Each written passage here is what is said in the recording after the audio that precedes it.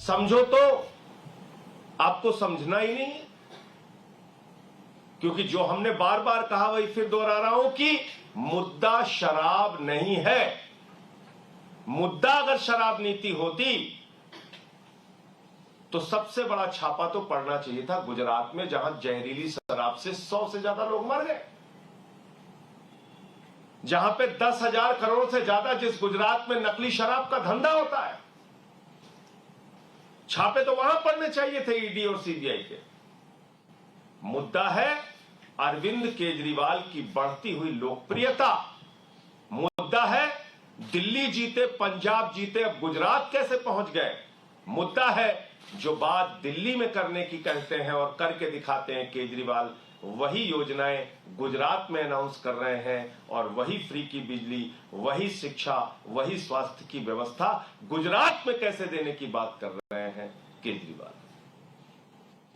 और इसके कारण से उनके दो जो सबसे लोकप्रिय मॉडल हैं, शिक्षा के और स्वास्थ्य के, उसको बदनाम करो।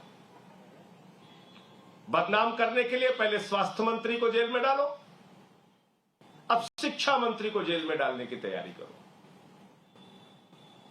और कल मैं भाजपाइयों की बौखलाहट देख रहा था, सारे के सारे भाजपा के नेता ऊपर से लेकर नीचे तक हैरान थे। न्यूयॉर्क टाइम्स में कैसे छप गया केजरीवाल के शिक्षा मॉडल का पूरा मामला। न्यूयॉर्क टाइम्स में कैसे छप गया मनीष सिसोदिया की शिक्षा क्रांति, कैसे ये फोटो छप गई। अरे न्यूयॉर्क टाइम्स को तो छापना ही नहीं चाहिए था। और जानते क्या कह रहे थे टीवी चैनल पे, कह रहे ये न्यूयॉर्क टाइम्स तो जो है वो देश के खिलाफ खबरें लिखता है।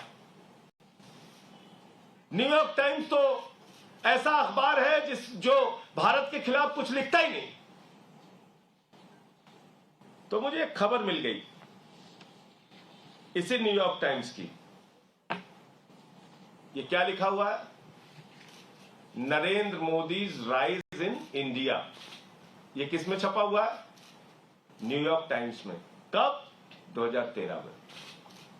और 2019 में इसी न्यूयॉर्क टाइम्स में हमारे देश के प्रधानमंत्री जी आर्टिकल लिखते हैं और उनके ट्रॉल, उनकी आईटी सेल की आर्मी, आपको याद होगा ये फर्जी फोटो चलाई थी उन्होंने, चलाई थी नहीं चलाई थी, एक फर्जी फोटो चलाई कि नरेंद्र मोदी जी की तारीफ कौन कर रहा है, न्यूयॉर्क टाइम्स कर रहा है। उसके बाद न्यूयॉर्क टाइम्स ने खंडन छापा कि नहीं साहब, हमने मोदी जी के बारे में ऐसा कुछ नहीं लिखा जैसा उनकी आर्मी चला रही है, आईटी सेल की फौज चला रही है। तो नरेंद्र मोदी जी आपके बारे में न्यूयॉर्क टाइम्स अगर खबर ना लिखे तो आप झूठी खबर फोटो एडिट करके अखबार में एक फेक खबर बना के उसको चलवाते हैं अपनी ट्रोल आर्मी से, और उसको कहते हैं कि देखिए देखिए मोदी जी की लोकप्रियता कितनी बढ़ रही है। और असली फोटो जो मनीष सिसोदिया की छपती है न्यूयॉर्क टाइम्स में, केजरीवाल के शिक्षा मॉडल की असली चर्चा जो न्यूयॉर्क टाइम्स में होती है, उसको मानने के लिए तैयार नहीं हो रहे आपके लोग। इतनी नफरत क्यों है दिल्ली के बच्चों से, दिल्ली के टीचर्स से, दिल्ली की शिक्षा से इतनी नफरत क्यों है आप लोगों के मन में? मैं भाजपाइयों से पूछना चाहता हूं, इतनी नफरत? जिस न्यूयॉर्क टाइम्स में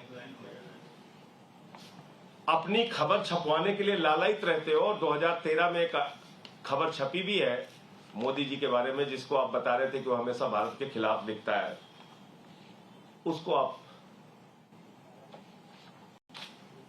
मनीष सिसोदिया की खबर पे छपने पे नहीं मानते। दूसरी चीज,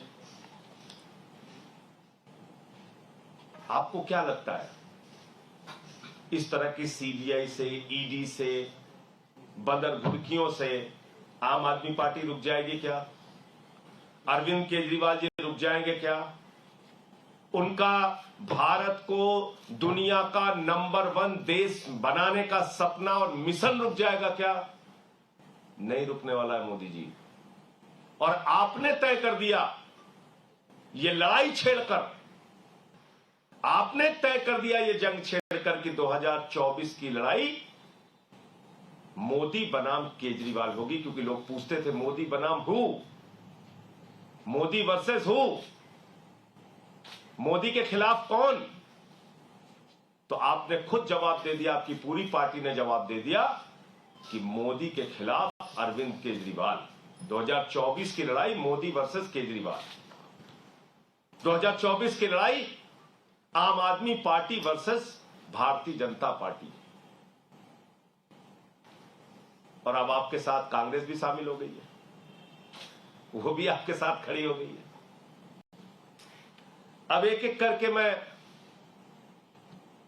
हमारे देश के मंत्री अनुराग ठाकुर जी ने एक प्रेस कॉन्फ्रेंस की, उसमें उन्होंने कहा कि दिल्ली में वो सरकार जो बुजुर्गों को तीर्थ यात्रा कराती है, जो माताओं बहनों को बस की फ्री यात्रा कराती है, जो निःशुल्क बिजली, निःशुल्क पानी, निःशुल्क शिक्षा, निःशुल्क स्वास्थ्य देती है, जो बुजुर्गों को, विधवाओं को Right. So Sanjay Singh, Member of Parliament from the Aam Aadmi Party, making a big announcement that after the CBI raids and after the way the BJP has challenged Aam Aadmi Party, it is clear that 2024 will be Modi versus Kejriwal.